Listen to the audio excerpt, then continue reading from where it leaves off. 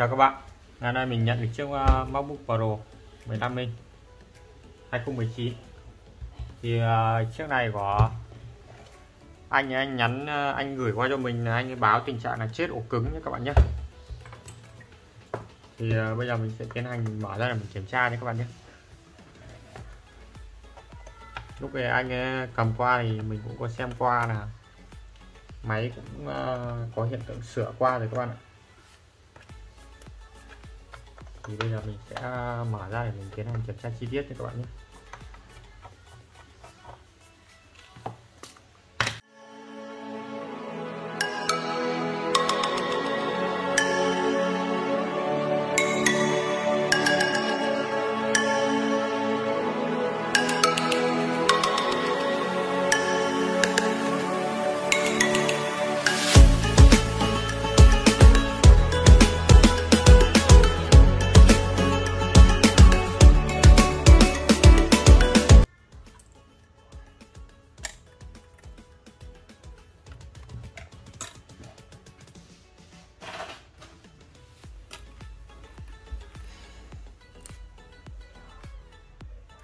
Đây nha các bạn nhé. Thì mình nhìn thấy là có hiện tượng sửa chữa rồi nha các bạn nhé. Đây này. Đấy. Đây mình sẽ để xa xa một chút các bạn dễ nhìn. Đây mình thấy nam IC rồi.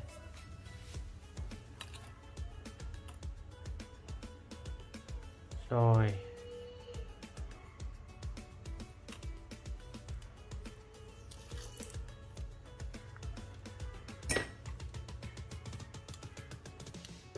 Mình sẽ tiến hành mình làm luôn nha các bạn nhé.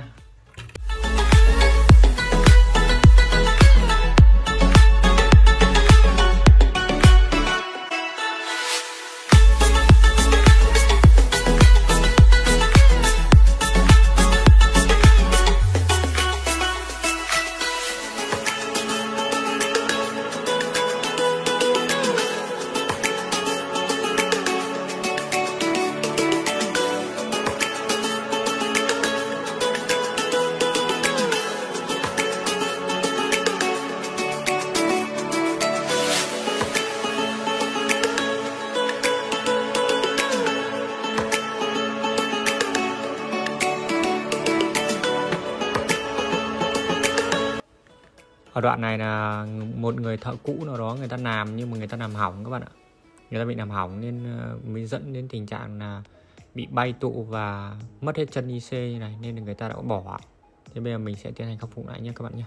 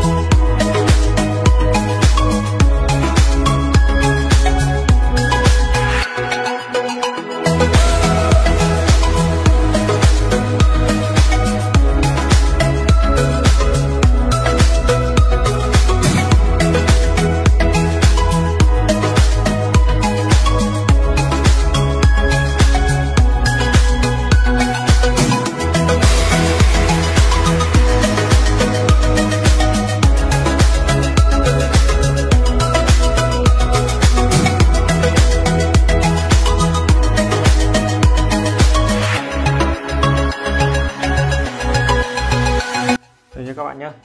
Thì sau khi mình đục mình thay hai con cấp nguồn cho ổ cứng xong thì mình đục nhấc liên tiếp 4 ổ cứng nhé, 4 ổ cứng đây, mình nhấc 4 ổ ra để mình thay thế nhá. Đây thì mình chuẩn bị 4 ổ sẵn đây rồi, 4 ổ cứng sẵn đây rồi.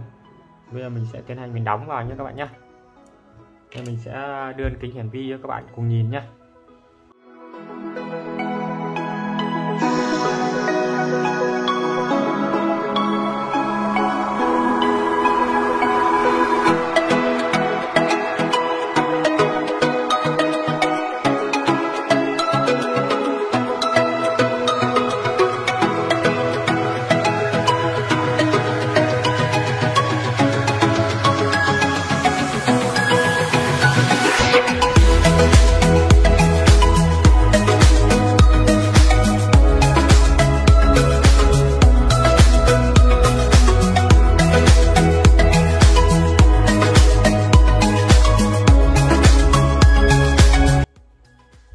Rồi nhé các bạn nhé, sau khi mình đóng xong rồi này, mình đóng xong rồi thì mình sẽ tiến hành ráp vào máy để đưa máy để restore để chạy lại nhé.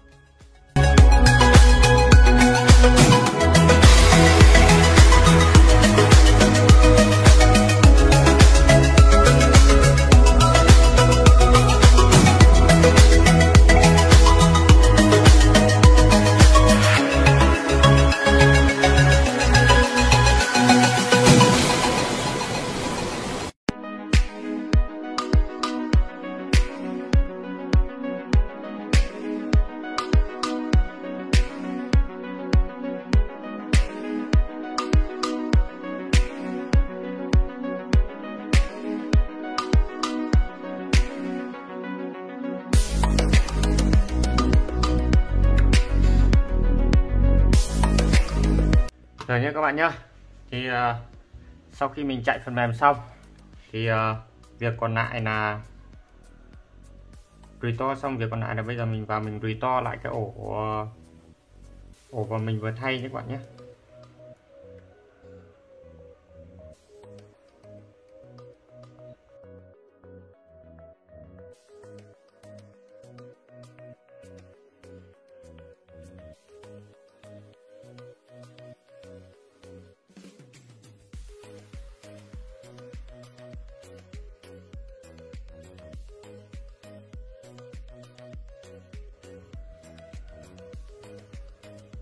Rồi, việc còn lại bây giờ chỉ là cài phần mềm thôi nhé các bạn nhé.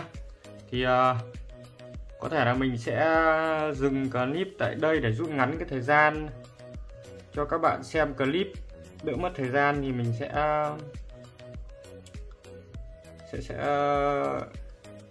kết thúc clip tại đây nhé các bạn nhé. Để máy đang đòi sạc các bạn.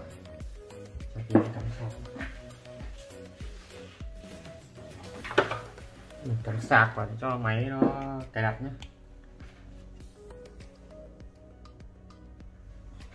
Rồi, chúc các bạn thành công. Thì nếu thấy clip của mình hữu ích thì cho mình một đăng ký kênh để cho mình có động lực hơn nhé các bạn nhé. Đây, ổ cứng mình thay đây, rất là ok. Rồi, chào các bạn nhé, hẹn gặp lại.